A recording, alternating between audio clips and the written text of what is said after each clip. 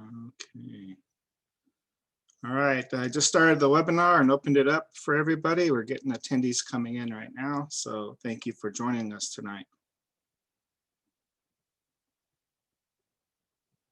It will be available for watching later on. So welcome tonight. We're going to talk about mentoring and the mentoree or mentee, however you may like to say it. I was going out of the box. Mentoree sounds pretty good to me, so that's what we're going to cover. We're going to be joined by a person who's been mentored recently this last season, and he's going to be asked some questions. That's Colin. You might see him on the screen. So thanks for joining us tonight, Colin. I'm going to go ahead and share my screen with you. I think everything's okay and live, ready to go. We are recording, and we're going to go with the program. So here we are. All right, show small. So everybody should be able to see my mentor and mentoree. Let me get this going just a second. I am not seeing my program. Can everybody see it? Can anybody tell me whether they see it or not? Unmute themselves. Yeah, your PowerPoint's up. Okay, great. Thank you. All right, so we have the mentor and the mentoree, and all these pictures will include some photos of people who are either on their first hunt of that type or their first hunt period. So these aren't just my favorites. These are actually mentoring or mentee conditions where people are going through the process of becoming a hunter. So what we have here, just so you know, the mentor and mentoree, this is a acquaintance of mine. He's taking his daughter out for her first hunt. So right here you can see she's getting used to her shotgun, and you can see the end result of a nice day out in the field with their dad. I can't get that. Here we go. Next.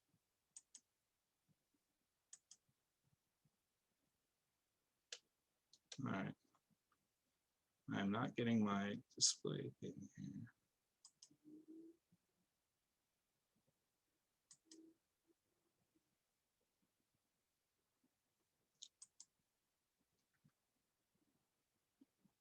I'm having some problems.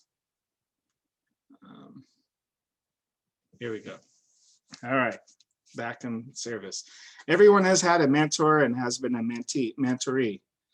Your first mentor is usually a family member, such as a parent, aunt or uncle, grandparent or older sibling, but can also be a friend. If you look in this picture here, this person in the middle is a hunter, and he was joined by two non-hunting friends that he goes to college with, but he's just doing the first introduction. And sometimes being a mentor is not just getting them straight out into the field, it's just presenting them with what the hunting or what the hunt is all about. Mentors have great responsibilities because they are showing you how to do things. Most will already know your capabilities, and some may assume you know some things already. And I say that assume, sometimes that gets you in trouble. Some mentors may come from outside sources due to lack of knowledge within your own family. So there's a lot of people who join our hunting tradition who may not have people that hunt in their family. So they need to go outside and find that mentor, because mentors are a go-to who you expect to guide you.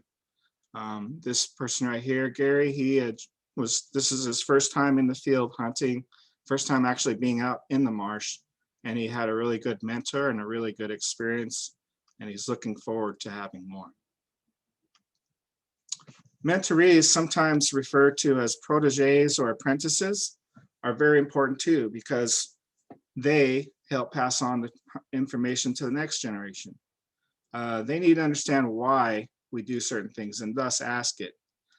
Kids do this all the time, you know, why dad, why mom, why, okay? As a mentoree, that is your responsibility to know what you are actually doing out in the field. Hopefully your mentor is, giving you that information as you go along, and You will be able to know why you are doing certain things. The why is very important. Mentorees require good mentoring. Okay? Mentorees themselves are in training to be good mentors. You see in this picture, this is the same girl. I think her name's Elle. She's there sitting at the table with a bunch of old timers, probably talking about the hunt, learning about community of hunting. It's a big part of what hunting is all about. It's not just about a hunt. It's about the community and sharing either the food, the preparation, the whole experience. So very important for mentorees. Duties of a mentor. Safety is your priority number one, especially with an inexperienced hunter. We can't have fun without safety, okay? Fun is a goal, but safety is number one. As far as fun goes, we need to know the limits of our subject and don't exceed them, okay? Some people don't have the same drive to stay out in the field as maybe the mentor does. Sometimes there's certain intimidating factors that you don't want to go past them because that could actually turn off your mentoree. Make sure they have or provided the right equipment. Trying to make do may limit their ability to succeed. And remember, some of the fun comes from success. So make sure the tools are right. You may have to, as a mentor, provide these to your mentorees. Maybe do a checklist prior to your event. You don't want to find out the day of the event that your mentoree does not have the right equipment for what you're planning on doing. So set some expectations and ask what the mentoree may be expecting. If you're taking somebody hunting who has been before, but now they want to learn how to call ducks, or they want to identify ducks, or they're going turkey hunting, they've been before, they've killed maybe a turkey, but now they want to learn how to call a turkey or know why to set up a blind or a stand somewhere in a particular place. Maybe they might ask you to mentor them as far as like shadowing them, okay? So it's very important to find out what the expectations of the mentoree are also. But setting them up for success is very, job one, two, after the safety. Be patient, okay? This is very hard for times, and I'll admit that I have problems with patience when it comes to hunting. One of my friends who's probably on this webinar right now can tell you that I failed in that area. So I have, and being a mentor, I understand that patience and the subject that you're out there with is very important to concentrate on. Some of the duties of mentor also include being ready to demonstrate in small steps, okay? Try to remember what it was like for you to learning something for the first time. Your language may not be their language, okay? Be positive, give praise for positive actions and encouragement for those actions needing to be fixed. Don't be negative in a sense that you did that all wrong, give them a chance and say, hey, this is how we might need to correct something so we can have some success. Once again, tell them why you're doing something. The demonstration, don't expect them to remember everything right off the bat. For some people, it may be a foreign language, what you're telling them. They might be afraid to ask you for more clarification. So ask for understanding. Some of the other things that you, as a mentor, need to do is realize that you can't teach it all in one session. Mentoring is a continuous process, okay? So you have to rehash some previous topics. You may also have to see where their gun skills are. Before you go out in the field, make sure they understand their firearm. Make sure they maybe, they might not be totally adequate with it when it comes to handling. And as you know, engaging game when they haven't done so may be a totally impossible thing. So get out in the field, maybe take them to a range prior to your hunt. If they have had some gun experience, then maybe you don't need to go through that step, but see where they are. Don't assume that they're very comfortable with their shotgun or proficient. Proficiency, very important. Let's get some opportunities at the range first to prove their proficiency, then go out into the field. And also teach appreciation for the game and give them preparation tips. Failure to click game properly may turn people way off to the game that they're taking. And then that would be, negative. So why would they want to pursue some game that they don't like the taste of? We as hunters want to teach responsibility and not, have people just go out and kill things just for the sake of killing.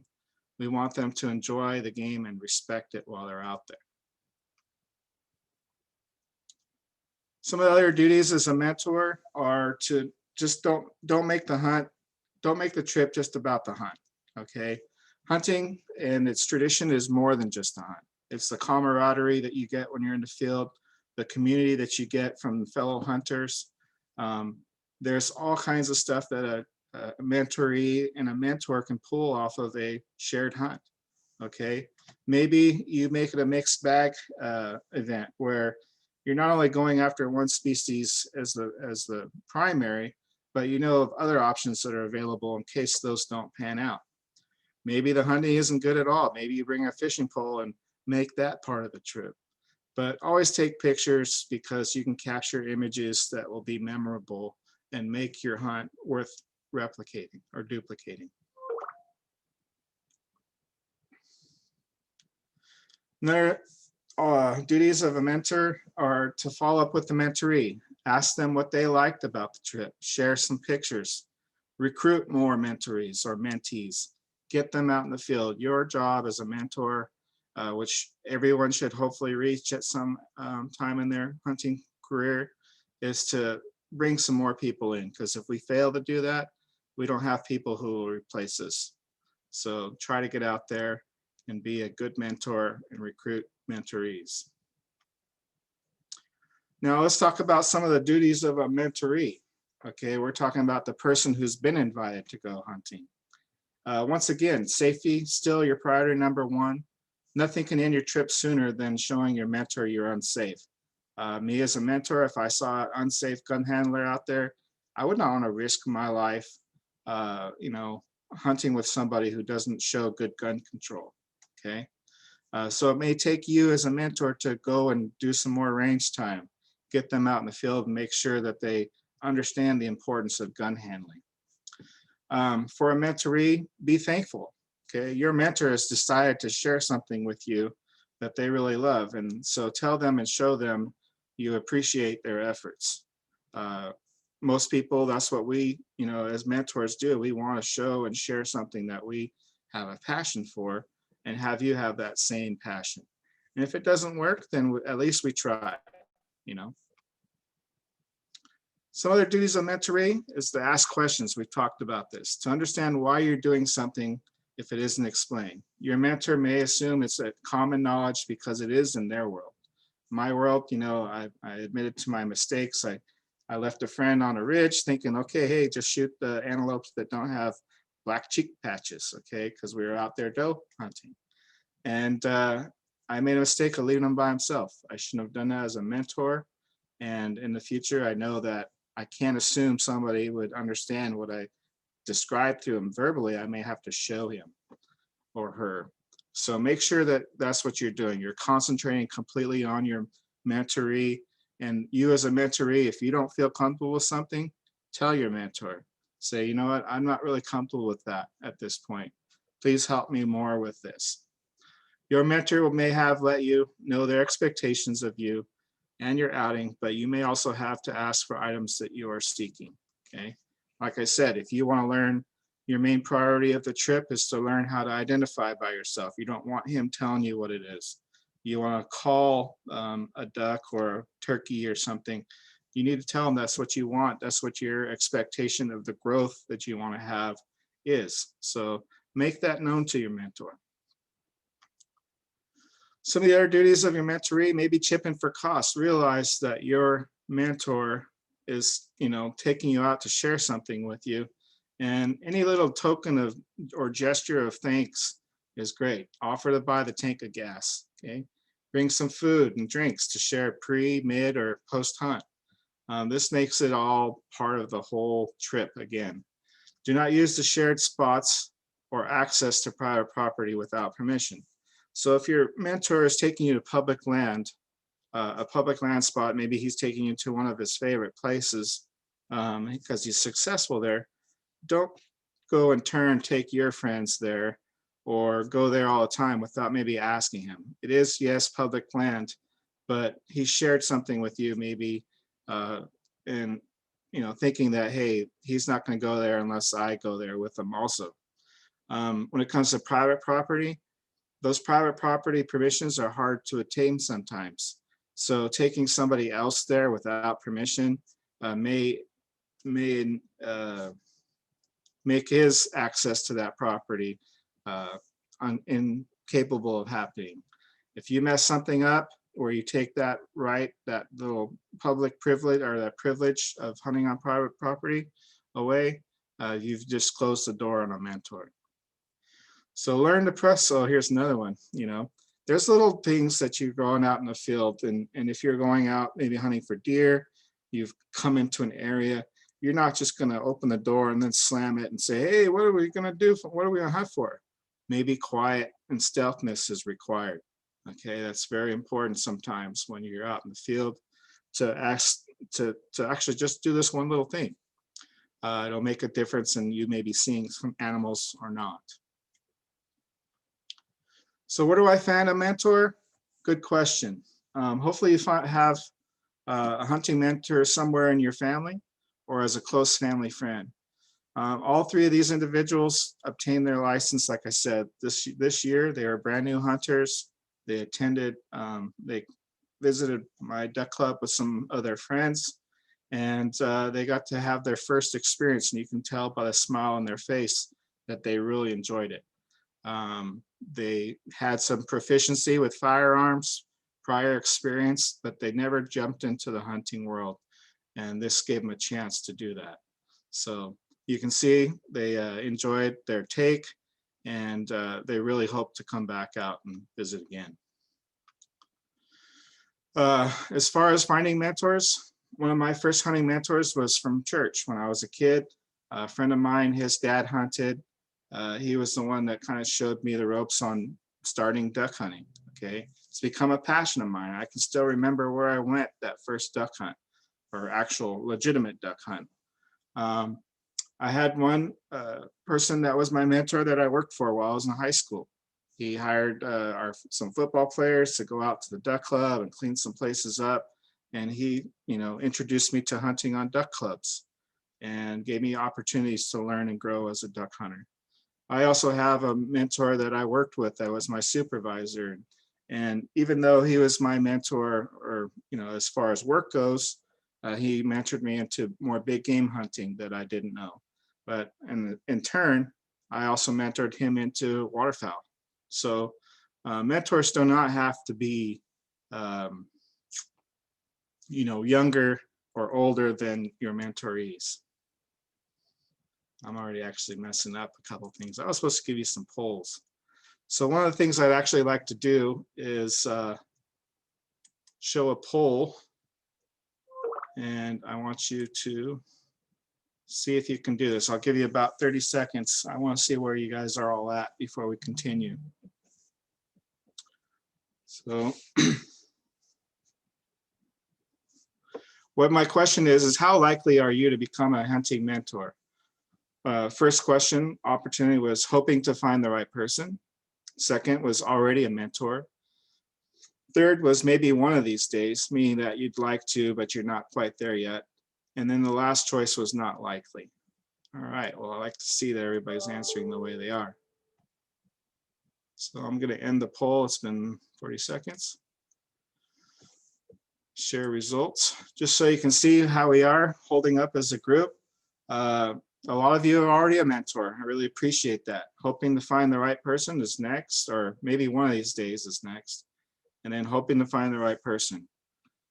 Don't limit yourself. Make sure you have an opportunity to go out there and share with them. All right, let's do the next poll. I know there's one there. Stop sharing results. And let me do another that I'm curious. I should have asked you these questions earlier. Who was your first hunting mentor? Okay, and then somebody answer these. We have parent, other relative, friend, coworker, and other. I wish I could know what some of these others were, but it's nice to see that obviously it's going neck and neck between the parent and the friend. I'm gonna give you a couple more seconds to participate. And poll. Friends came out first, and that's what we expect in a lot of senses, because friends are people you choose to be with, right? Relatives, we can't choose our own relatives, so sometimes we're stuck with them, but we choose our friends, and usually they have the same likes and dislikes that you have. So finding a friend that was your first hunting mentor, that's a great deal. That's going to make for a strong friendship, because I'll tell you, my best friends are my people that I hunt with. So here are the results in case you didn't understand what I was telling you. Who was your first hunting mentor? Parent has 29%, other relative 18%, friend 35%, coworker 5%, and other was 13%. If any of the others want to chat that into us, I'd be curious to what that was. All right, one more poll before I continue. And I'm going to launch the polling. Here it is. Here's your question. What characteristic would you prevent you from taking a mentoree on a second trip? Pick two, please. One's unsafe. Two is bad attitude. Three is showed disinterest in learning, only wanted to kill. And then four is did not want to eat game. Which two topics are most important to you? All right. So right now I can see the bad attitude's big on a lot of people. And unsafe, that's great. Okay. We have many hunter ed instructors on here that are definitely don't want to hunt with an unsafe person. So I'm gonna close it in 2 seconds. 1, 2, 3. All right. I'm gonna share your results. So number one was unsafe. That's definitely going to keep you from getting a second trip. Okay, we don't want to have somebody out in the field that's going to risk our lives or make us feel bad for something bad happening. Bad attitude was second. Okay, maybe overall they just didn't get why we hunted. You know, maybe there's a chance to redeem these two types of people, the unsafe one and the bad attitude. Another one showing the disinterest in learning. They didn't really care about all the other small stuff. They just wanted to shoot their shotgun and kill something. That's somewhat offensive to a lot of us. And then did not want to eat the game. I think the other choices were so good that that didn't place so well, but it's still very important to a lot of us. All right. Okay. So let me make sure I turn that off. Yeah, I did. All right, let me go ahead and continue. All right, so when we talk about finding mentors, like I mentioned, church, school, work, any type of place of relationship, any place where you have organizations, that's a great place to go to find mentors. Always keep your eyes and ears open for chances to talk to somebody about hunting. If you have somebody that you know hunts, tell them about your interest, okay? If you hear of somebody having interest in hunting, you know, check them out, tell them what you like to do, and ask them if they would be interested in trying it, okay? We understand it's a commitment for a mentor to do that. Maybe somebody, if you're a mentoree looking for some mentor, maybe you can offer a trade and service. Hey, I can fix your fence, or I can work on your computer, or do whatever you need. I'd love to go hunting with you if you know I had a chance, and maybe we can trade time and skills. All right. So that's something you can think about as a proposition to go hunting. Another places you can find a mentor hunting forums, public land hunt areas. You know, going to check stations where people are checking in game, showing interest and asking questions of hunters. I know that's hard to do now with the COVID restrictions that we have in place in different areas. We want to be safe. But these are the types of areas you're going to find opportunities to be mentored. Okay. Sporting clubs, shooting ranges, organizations that or work, school, and maybe your own neighborhood. Maybe you see some guy down the road that has all kinds of camouflage equipment on when he returns home mid-morning. You know, he's got the lab in back of the truck. All those different things, some clues, you know, that you have an opportunity maybe to discuss hunting and becoming his mentoree. Well, what we're going to do at this time is introduce Colin. Okay, he's what I would consider a mentoring success. The pictures that I have here are from hunts that he's had. Those are in successive order. He first got into turkey hunting, got to go pig hunting, and then he also did some waterfowl this year, this fall. So, Colin, thank you for coming on. Appreciate Thanks for having me, Sean. All right. So we've just really quick, can you tell people a little bit about you? Yeah, I'm from the North Bay, Sonoma County in particular. I attended Cal Poly University with Sean's son, Eric, and that's who introduced me to hunting. Yeah, I'm a new time hunter. My first hunt was the turkey that you see there in the beginning of this past season. Yeah, anything else you think I should mention, Sean? Well, I was like wondering what actually piqued your interest in hunting. How did you decide to pursue it? Yeah, I've always been into the outdoors. I'm a big camper, backpacker, road trip kind of a guy. But it was Sean's son Eric, who is a housemate of mine at Cal Poly, who showed me a TV show called Meat Eater, and it just seemed like the perfect culmination between really good culinary world and outdoorsmanship. And so I just had the interest of getting into it, and then after my first hunt, I fell in love with it. All right. So can you tell us a little bit about that first hunt? How did it go? It went great. I wasn't even expecting to actually bag a turkey, let alone a turkey that big. But Sean introduced us to a friend of his, Roy, who took us on a hunt in the Auburn area of the foothills of the Sierras. And it was an incredible experience. We got to call in the turkeys. They came down, did the little strut and dance for us. And then both myself and Eric were really successful. All right. As far as like that trip, do you remember, was it solely about the hunt, or was there other things that you pulled away from it? No, before we even got out in the field, I think we started the first night with a dinner in which Roy prepared, I think it was bear, rabbit, duck, if I remember. We had quite the spread of incredible game meats that I've never had before. And then, of course, we had some great times around the fire. Just, I got to hear a lot of great hunting stories and how they got into hunting. And yeah, I would say it was the community aspect of it that I got introduced to first before I got into the hunting. Good, good. All right.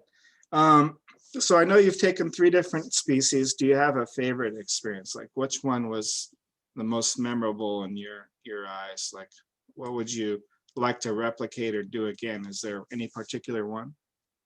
Yeah, I've always been interested in big game hunting, so I'd probably pick the pig for that one. I think it's also just because the amount of meat that you can get from a single hunt. Mhm. But I think the one I had the most fun on was the turkey one. Just the fun of calling in the turkey and communicating with it was something I was not even expecting, and it was really rewarding. So it would be a toss-up, I think, between the pig for the big game aspect and the turkey for the calling. And just so some of you guys know, everybody knows, Colin tried pig hunting by himself before that. Were you successful? Not at all. Didn't even see an animal. Yeah. So we had somebody who was willing to share, again, mentor an opportunity for Colin to be there and take a pig, and they did, and they probably enjoyed it just as much as Colin did. But on that trip too, I remember the community that we shared with them. We had dinner with these people, we had breakfast. I had a great time. I got to meet some new people myself that were willing to share this opportunity with you. And it was very fruitful. It was really fun to watch Colin, because I'm not going to say, well, he missed the first shot, right? I did. It was the follow-up shot that got it, luckily. Yeah, he did a great job. He was very calm. He looked like he had done it before, and to to actually take a second shot at a pig and not fail again. He did a really good job, made a good shot, and definitely was fun to partake in that with you also. If there was something that a cool aspect of hunting you now know, which you didn't expect to experience when you first started, what would that be? Like if somebody asked you what was the coolest thing that you learned about hunting, what would you tell them?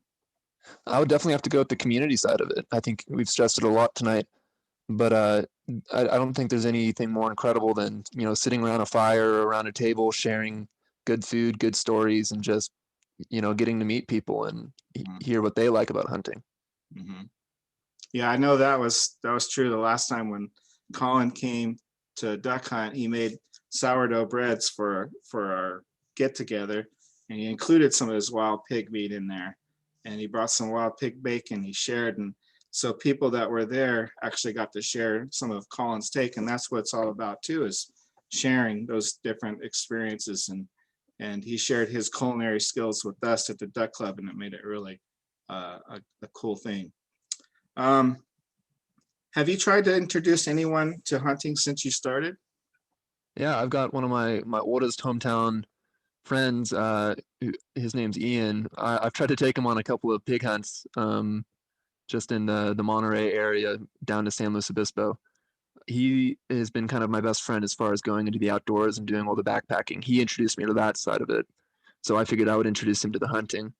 We have not been successful yet. We're learning kind of the struggles of public land hunting, but we've been having a lot of fun, and I've at least been able to introduce him to the campfire stories side of the hunting.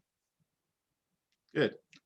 And do you have maybe a plan or an idea of what maybe you can do to get him hooked? Like, I mean, is he hooked on it's hard to get hooked on something when you're unsuccessful, but maybe thinking of a new plan for him?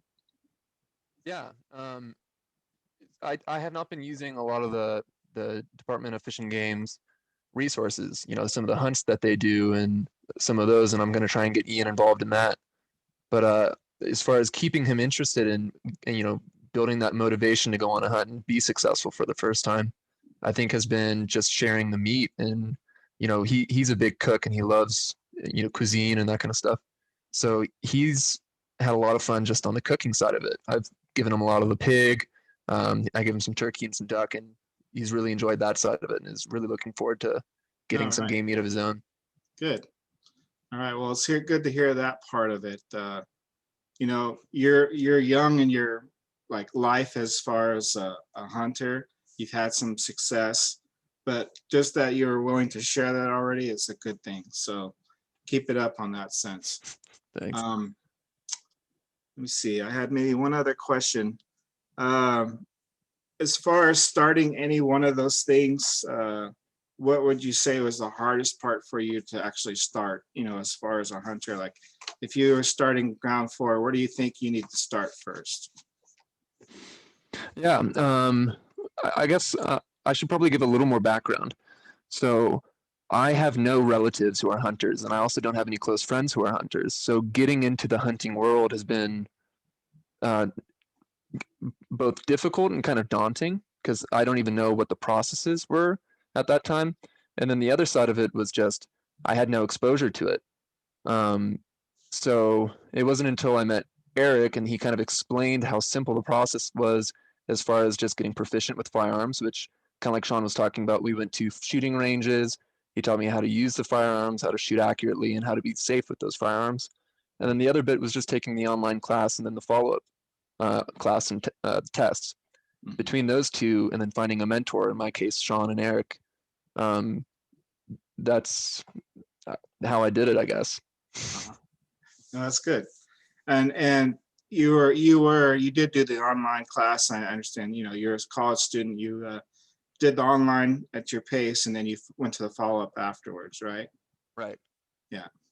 And did you find that the materials that you covered, were they adequate for you to start by yourself? Because you did go on a hunt prior to going with me, right? Right. Yeah, you're definitely given the information. I think a lot of it is just figuring out what of that information to really prioritize as far as the hunting skill side of it. For instance, I'd gone on a hunt for a pig before I went out with Sean and our hosts, but I didn't know something as simple as, not slamming the car door. I did that on the hunt with Sean and our hosts, and I didn't even think about it at that time, and it was so obvious in retrospect. Yeah. So yeah. And I didn't pick out that one just because of you, Colin. I just picked that because it's one of those not really obvious ones, but it is one that people should know. But yeah, so having a mentor has gotten you to that other level, correct? Yeah, for sure. Great. All right. How long ago did you take the Hunter Ed? Somebody was asking. It's just I saw that. I think it was mid-December of last year. Okay. So 2019, I guess. Okay. So he's fairly new, guys. He's a brand new one. So definitely been good for him.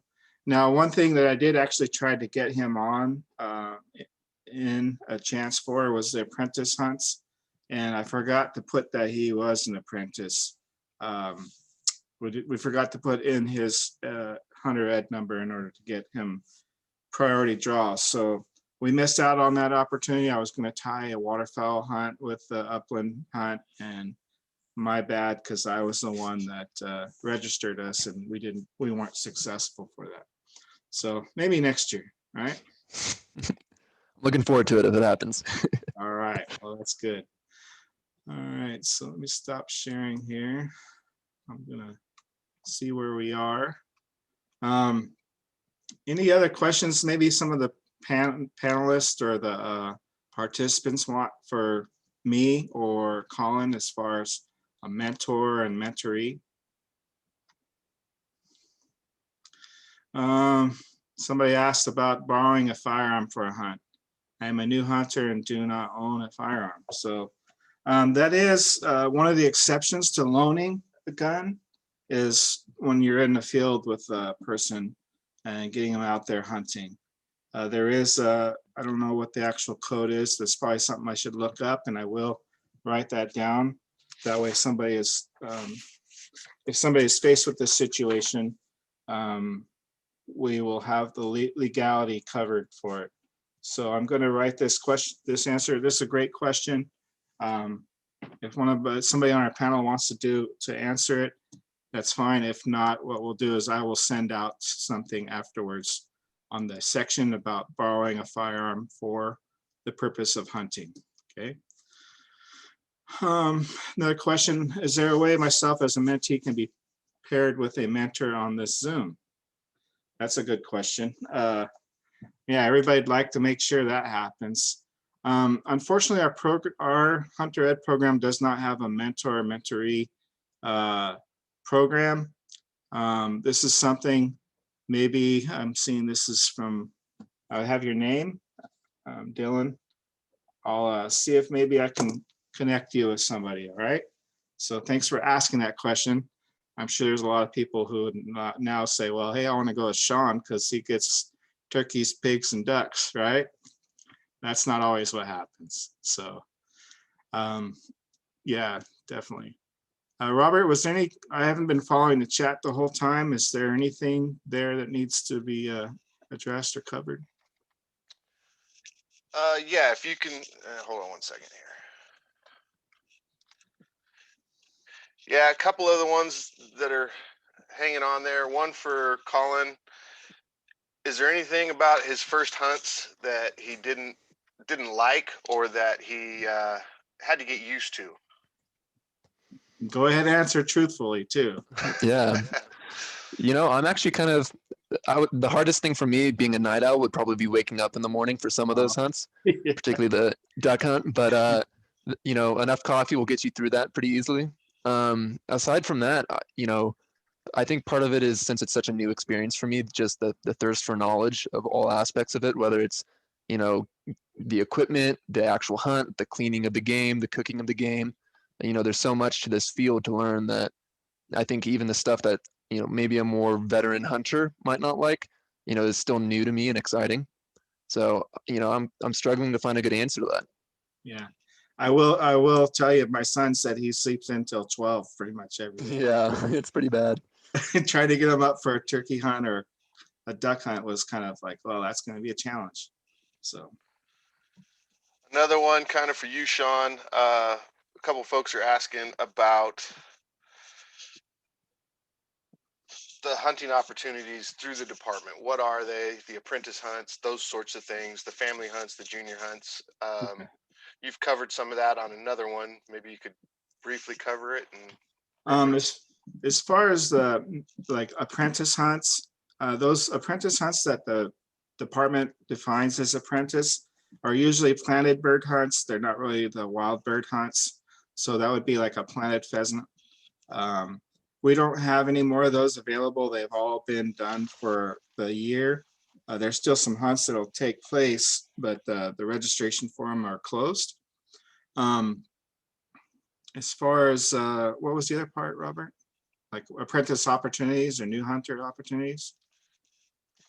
yeah, just what you covered, the pin Yeah. raised bird hunts. Yeah, pen raise is the only one we have for apprentice that's defined for apprentice. They even have categories for women and family, and if you have you will have priority registration if you have an apprentice in that type of registration. Okay, so a new hunter, if there's a new hunter that's going to go in the field, they will get priority in the application system. And then kind of to plug one of your future webinars that will be coming up in a couple months, how about just briefly touching on the big game draw and what's available there? Okay, yeah, I plan on doing the application process for big game hunting, and there are opportunities there for youth that are different from the general. So there are some, they will, as a youth, you can put in for a youth deer hunt or apprentice deer hunt, and you can also put in for premium deer hunts. So they get like 2 opportunities at really good hunts. The youth hunts, they usually make those during good times of year where the deer are in rut or they're it's just a better time for hunt, more success, higher success ratio than during the general season. So those will be something that I will cover in April once licenses do go on sale, and we should have a good time getting people set for what zones or applications they want to fill in at that time. One other one that's kind of a multiple parter that's been kind of hanging there, and this is an opinion one, I think, so probably several of the hunter ed instructors in here might answer this differently, but what are some of the easier types of hunting to introduce, somebody that's new to hunting? What are the hunts that would be easier to get them into, and then kind of why? My first introduction to hunting, like legal hunting, I should say, was dove, because dove have a lot of opportunity. There's usually a lot of them. The areas in which you can harvest dove are mixed. They're all over the state. They're not defined to a specific habitat. And usually there's a lot of encounter rates. So it's a high encounter rate, meaning that you'll see a lot of them.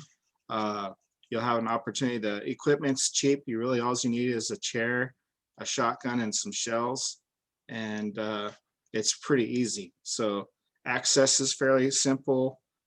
People usually are very, I don't want to say they give you access really easily, but it's not so intrusive that they're more likely to give you access to hunt doves versus traipsing all over their property to go for a deer or a pig or something else. For me, it's easier to take somebody duck hunting because I have access to a duck club, which is good, and I know the success is usually pretty high. So, that's one of the areas that it just depends on who your mentor is, what type of access they have. Those are the type of things that will determine what's easier to start or not. Equipment for some things may be the barrier, like waders, the types of shotgun, the types of shot shells, just the type of equipment that you may need and have proficiency with may limit you in certain senses too. But a 20 gauge shotgun, which doesn't recoil that much, some shells, a chair to sit on, and finding a flyaway for doves is probably one of the easiest things to do.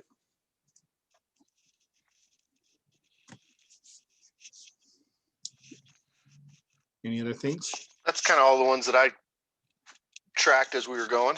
I don't think I've missed any since you've been covering those. So no, I don't have any more on standby for you.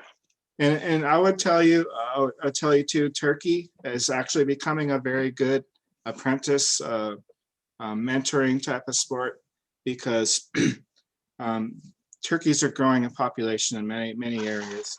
As far as hunting them, it's a good one-on-one balance where you can sit in a blind. There's ground blinds you can make.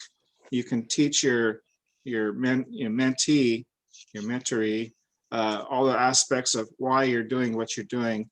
You don't have to be super quiet. You'll hear there's vocalizations from the turkeys. A lot of times you'll hear them in the area.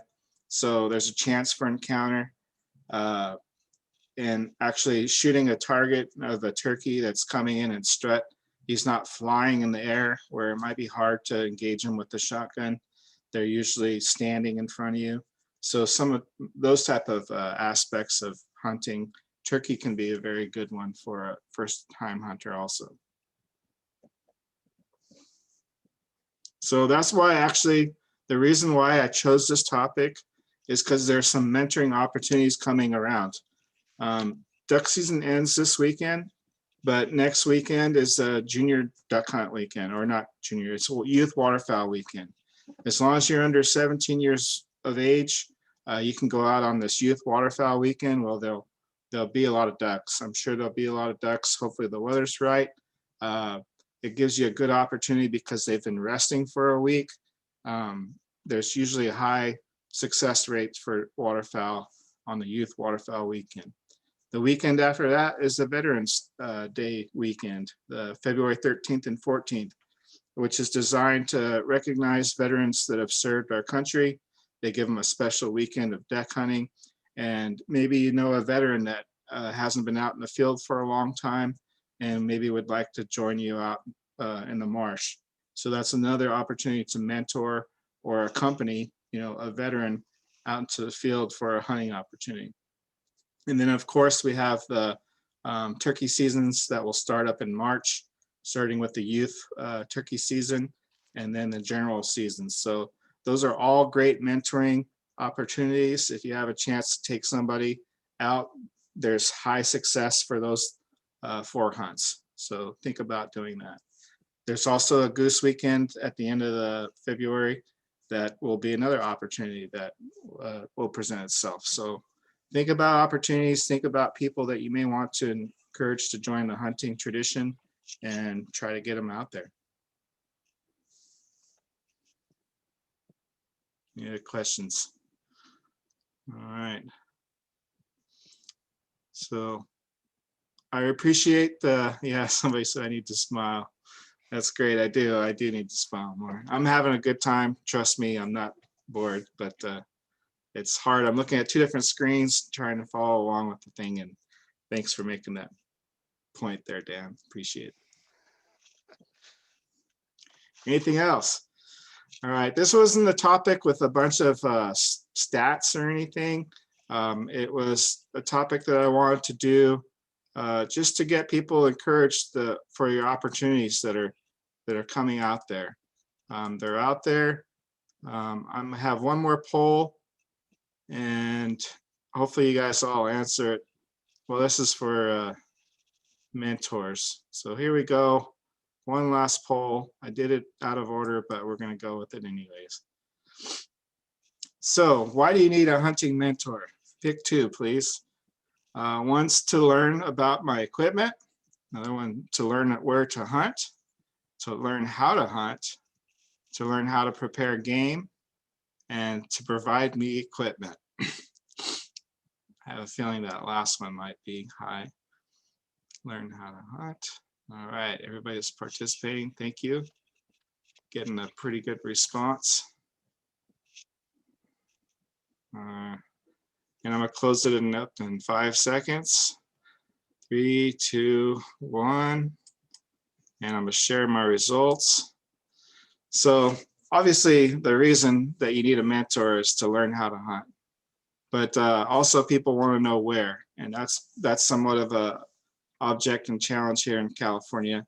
But like I said, if they show you where, don't revisit that spot unless they give you permission to. Respect your mentors sharing his hunting spot with you. Learn about your equipment was, well, actually how to prepare game was 3rd.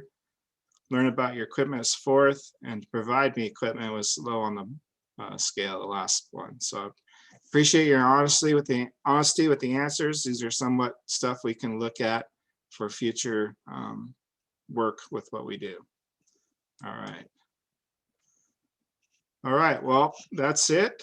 I just Well, wanted to that one last comment, or comments, hoping that we continue these webinars. Why don't you just touch on a couple of the topics that you are planning for the near future?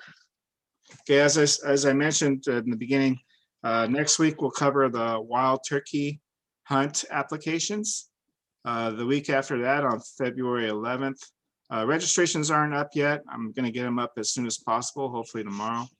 The one after that will be on wild pig hunting in public lands. In March, I will address turkey hunting with youth turkey hunting. So we're going to get people ready for that turkey hunt. Not sure what else I have. I know I have archery turkey hunting that I'm going to ask some of our archers to help me with.